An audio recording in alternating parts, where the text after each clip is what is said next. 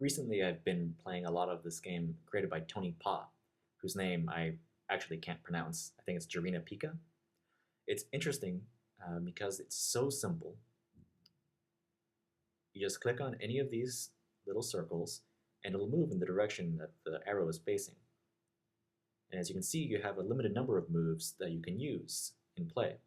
Your goal is to try to get all of the colored circles, but you also get points just for clearing off any circles in particular.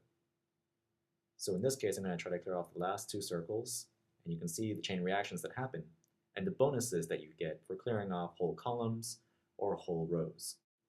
Now, I'm a board game designer, so I was really curious if I could make an analog experience that resembled this electronic game. So here's a little prototype that I put together. So these are just some plain blank dice with stickers on which I have drawn some arrows. In addition, I've also made this cardstock clamshell box. As you can see, it closes up pretty tight into a very tidy little box. It opens up very easily too. To prepare for play, I'll take these dice and turn them face down. Then I'll take the face down dice and place them into the smaller compartment of the clamshell box.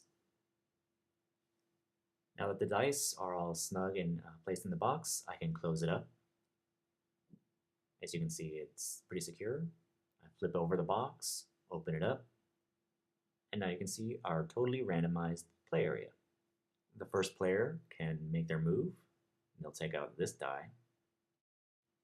The second player then makes their move, taking this die, which bounces off of that one, which bounces off of that one, and goes off the board, and that completes their turn. The first player then takes out this die, which bounces off of this die, and goes off the board. The second player then takes that die, which bounces off of that die, and that bounces off of that die, which bounces off that die, and goes off the board. The first player then chooses that die, which bounces off of that die, and goes off the board. The second player then chooses that die, and that just goes straight off the board. First player chooses this die, which bounces off of the board, and that completes the game. Now this is just a prototype, so as you may have noticed, there are some flaws here. Because the dice are stacked so tightly against each other, it's hard to pull the dice from the middle of the board out. Ideally, the final version of the game would use tall tiles that would have rounded corners to create gaps for your fingers to fit through. Possibly the board would also have dividers that would add additional space between each game piece so that you can grab them more easily. The nice thing about this structure is that it all packs up nice and tidy, and play is literally right when you open the box. I plan on building a second prototype soon. In the meantime, thanks for watching.